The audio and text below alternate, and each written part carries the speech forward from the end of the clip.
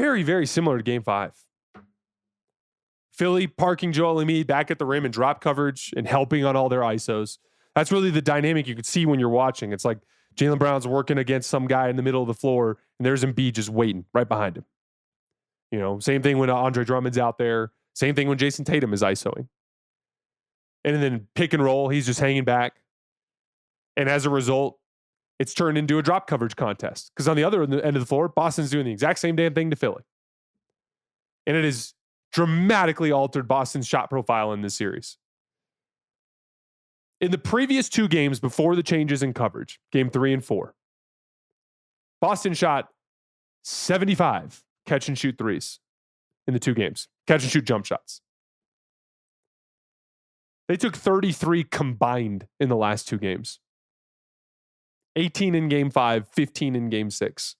Hey guys, sorry to interrupt. If you've made it this far, it would mean a lot to us if you would just hit that subscribe button really quick. They are not getting clean catch and shoot looks because Philly is dropping back. They're peel switching on the pick and pop as much as they can, and they're staying home off ball. And as it's turned into this drop coverage scoring contest, that's the thing. It's like, it's now Tatum and Brown and a little bit of Peyton Pritchard, a little bit of Derek White attacking in drop coverage. Tatum and Brown attacking ISOs in the middle of the floor. And it's Tyrese Maxey and Paul George and VJ Edgecombe attacking in drop coverage, attacking ISOs in various spots on the floor. And who can do it better? And to be perfectly frank, Jayson Tatum and Jaylen Brown looked like the 4th and 5th best players on the floor tonight in that type of game. We talked about the Embiid double teams, and Boston did end up coming with a couple of different kinds. Like in the first double team, they doubled one pass away with Joel Embiid, and he ended up turning it over. But after that, he handled it really well. Boston brought doubles from a bunch of different spots. They doubled with Jaylen Brown. They doubled with Jayson Tatum. They doubled from different spots on the floor. But Embiid handled them extremely well, spraying to shooters on the weak side. He had a behind-the-back pass to a cutter along the baseline. 8 assists to 1 turnover for Joel Embiid. He was just really good against the doubles. I didn't think there was as much, kind of like sophistication and mixing up to the double teams as I was hoping for in terms of like going on the catch on some of them, going off the dribble on some of them. It was a little bit kind of like playing directly into Embiid's comfort zone there. Maybe they'll be a little bit more aggressive with that in game 7. We'll see. I also thought Embiid was big on the short roll. And this is one of the things that you saw in the game. Like Jaylen Brown tried feeding Keita in front of the rim for a little pop shot floater that he just almost put a hole in the backboard with. But like you're feeding Embiid at the elbows and he's knocking down little jump shots, right? Like he was missing his ISO jump shots tonight, but he was making his short roll jump shots. Embiid was great. And then Paul George and Tyrese Maxey, they're just scoring and pick and roll better. And they're scoring and ISO better. Again, it's all similar coverages. They're just hitting their pull-up threes at a higher rate. Tyrese Maxey's able to turn the corner and get to the rim more, like beat Keita at the level. Go all the way through Vucevic to get to his right hand and finish. They're just getting better shots that they're making more often. Paul George's ISOs, he looks like vintage Paul George. Getting into dribble combinations and step backs and hitting tough contested pull-ups. And Jaylen Brown and Jayson Tatum are not making them. The mediocre pull-up threes against drop coverage. This has been one of the biggest stories of the series. Jayson Tatum and Jayson Tatum in particular, but Jaylen Brown ended up taking a few of them tonight too. They're settling for these easy, like they look easy, these little pull-up threes, but they're just not hitting them. Jaylen Brown's 2 for 7 on the series on pull-up threes and pick and roll. Tatum, 5 for 25 tonight. He hit his first couple tonight and then went ice cold. 5 for 25 on the series on pull-up threes out of pick and roll. So what it's doing is it's creating this dynamic where the Sixers are just flat out getting much better shots. And that is why, like, we've essentially seen 3 consecutive dominant halves of basketball for the Sixers. They looked like the way better team in the second half of game 5, and they looked like the way better team in the first half of game 6, and the way better team again in the second half of game 6. And it's a problem.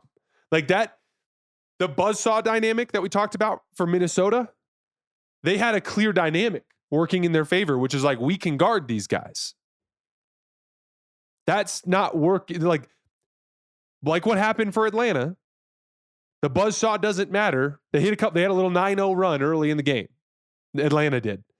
Believe it or not, in that game where they trailed by 61, they had a 9-0 run early in the game.